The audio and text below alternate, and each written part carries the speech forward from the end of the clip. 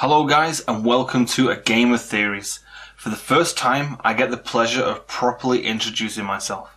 Most of my friends either call me Miller or Nex, but whichever you guys prefer is fine with me. So, as most of you already know, this video is going to be a Q&A about Game of Thrones. But before we get to that, there were quite a few other questions asked by other people as to, what is the main focus of this channel, where the direction of the content will be going to, and also just how we were able to grow so quickly within our first 6 weeks. So if this is your first time checking out some of our videos and wondering what it is that we're about, to keep it simple, we are passionate about TV and film entertainment, and obviously, in particular, Game of Thrones. Right now, we love making content on theories, predictions, and generally creating speculation about what might happen in Season 7 and 8. What we're trying to do is, piece together things that we have in the books, things that we have in the TV show, and see what we can come up with. We've just branched out into The Walking Dead, and it won't be too long before we're doing films too. Many of you have asked about the direction of this channel and where do I see it going. So let me just clear that up for you. Long term, the plan was for me to, keep steadily releasing good quality content for you guys, to, improve on my video editing skills and try and get to a place where I could pick up new equipment so I could actually film me presenting these theories to you. The biggest principle of this channel is all about the community, working with them and providing them with well thought out content. It's what got us here so quickly, and it's what we will continue to do and make it the backbone of this channel. If anyone would like to, discuss any more specifics or, would like some advice about their channel, then please feel free to get in contact with me by either messaging me on the back end of this channel or send me a message on Twitter. Now then, it's time for our Q&A. First question from Linda W. Since the show left out the Valonqar part of the prophecy, do you think someone will poison Cersei the same way that Joffrey was poisoned, which was using the Strangler? I think that the fact that they left out that specific line of dialogue has always worried me a little bit, because it means that they only have one of two options left to go with. Either one, they completely remove that aspect of the prophecy, or two, we do get that payoff and the remainder of that flashback and, the prophecy is completed and, the Valonqar is the one to kill her, which I still think is going to be Jaime Lannister. That's my prediction on that. If, however, they don't, that's where Arya Stark does kind of catapult to the top of my list. They say that poison is a woman's weapon, and I don't see, her doing, Arya doing the strangling aspect of it, but I could definitely see her, either assassinating her with poison or some other method. Question 2 from Tilly McNulty. If there is anything that I could change or improve about the show, what would it be and why? This is a great question. And for me, one thing that always kind of saddened me a little bit about the show producers was that from the very beginning, they always had a cap on the amount of time they wanted to put into this project. They saw it as this story, and they were kind of like, boom, 75 hours, thereabouts, give or take, that's what we see. And I think because of that, I think they've misjudged this a little bit. There are so many aspects from the books that they have changed in the TV show. Some of them, you can see why for budgeting purposes and things like that. And then for others, just there is no reason to change them aspects at all. We saw that Benjen and Cold Hands were merged into one character. They changed everything about Catelyn Stark becoming, Lady Stoneheart. And I think these are some of the things that people would have loved to see in the TV show. It's not like they're short of fans. It's not like they're short of money. And, they have a hungry community that would love to see this show go on for years. And we're already screaming out for a spin-off. So that's one thing that I would definitely change. I would not have put such a small, what I would consider a small time cap on this. Question 3 from McFunboy. Where do you get your inspiration from when coming up with these theories? So I would say that this inspiration has been with me for years. I've just never taken the time to put my ideas, and passion about TV and film into viewable content. So one of my biggest motivations has always come from interacting with the Game of Thrones community. I always say that great questions can lead to great answers.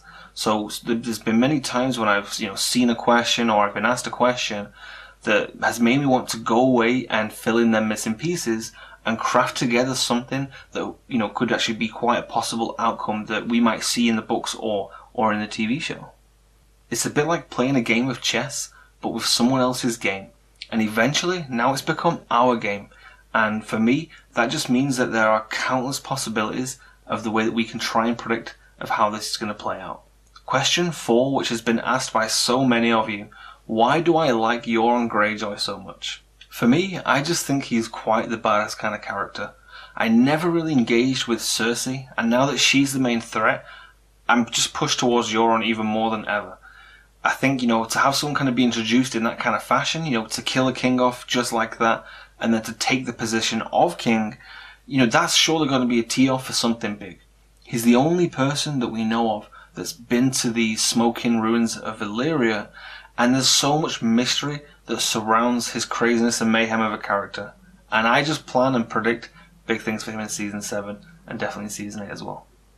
Question 5 from Gavin Clark: do I think that Daenerys will marry Jon in Season 7 or Season 8? I think there is definitely, an ever-increasing possibility that this is going to happen, especially when you look at both of their political agendas.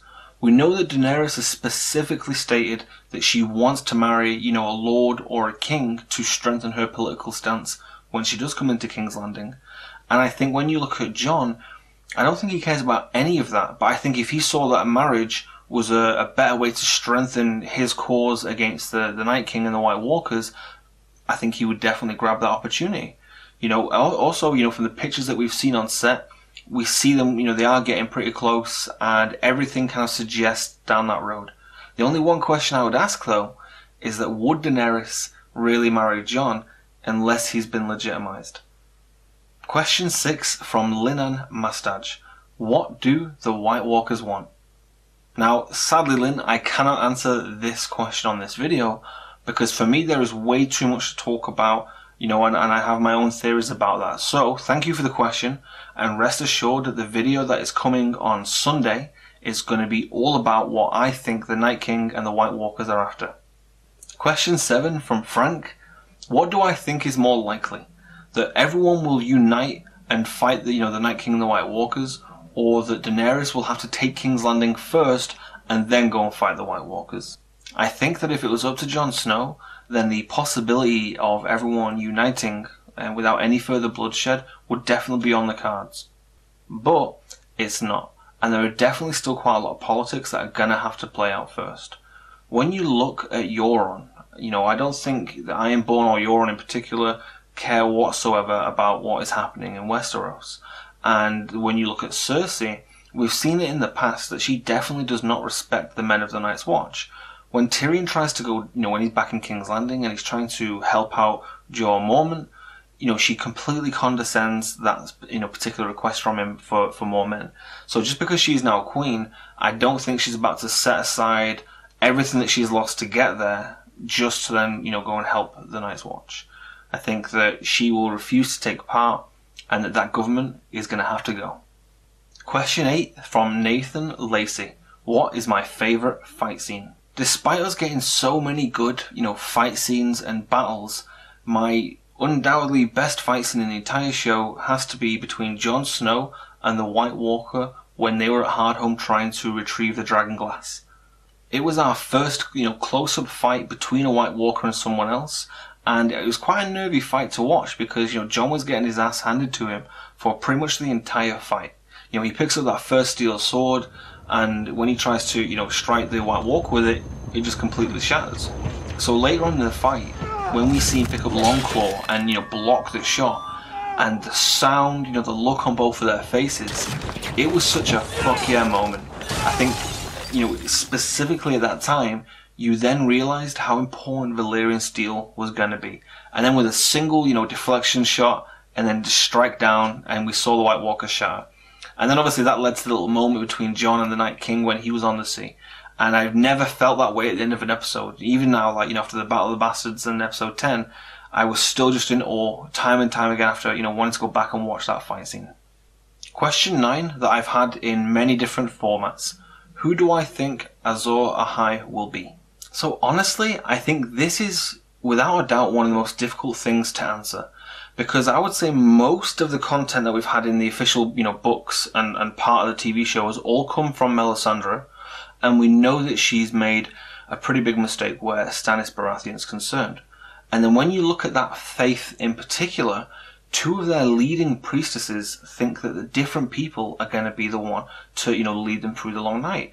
You have, Melisandre, who thinks it's going to be Jon Snow, and then Kinvara, who thinks it's going to be Daenerys. So one of them has to be wrong, which means that's another mistake from that particular faith. I do think that he exists. I don't think there's enough time in the TV show for them to reveal that without confusing the audience. However, in the books, I do think that we're going to get someone. I just don't think it's going to be this, Azor Ahai reborn, prince that was promised. I think there's just a different part of a myth there that we've not managed to kind of figure out yet. So, question 10, which is another question that many people have asked, especially in relation to my last video of who will kill Cersei. Why not Arya Stark? So, looking specifically at the prophecy, I think one thing that we can all do quite a lot is to potentially overanalyze things or overthink things. I once heard someone say about Tyrion, in his line to Sansa that, you will outlive us all, Lady Sansa, that was it. They're just convinced that Sansa will be the one at the end. And I think that's kind of crazy talk. If you're looking at every character, every line of dialogue, and everything that's said has a meaning, it would be way too easy for George to trip himself up.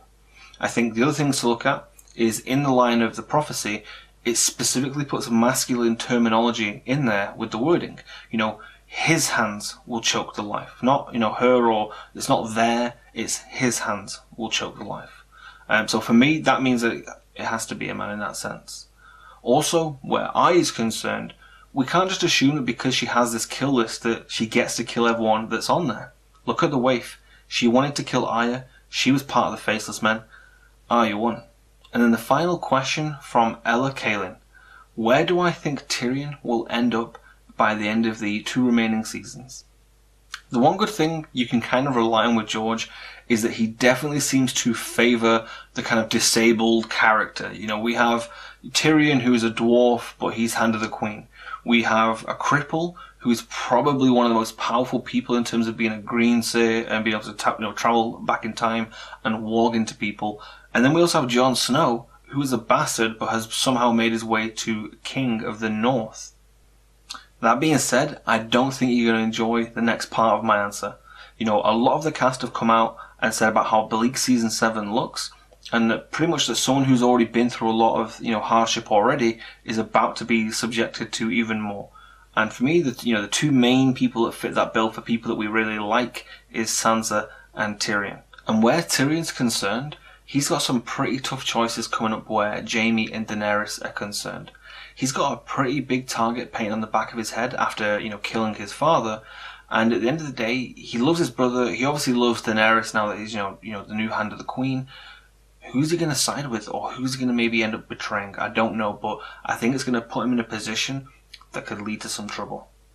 And with that, it brings the Q&A session to a close. I hope you guys enjoyed this video, and if you want to see more, then let me know by giving it a thumbs up and leaving some comments below.